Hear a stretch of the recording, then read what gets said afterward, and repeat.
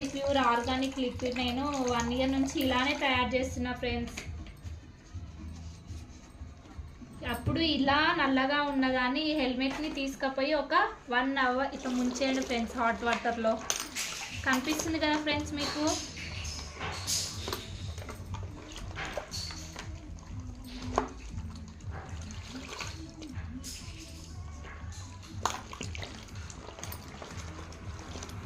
చూడండి ఫ్రెండ్స్ మురికి ఎట్లా వస్తుందో వెంబడే మనకు రిజల్ట్ కూడా.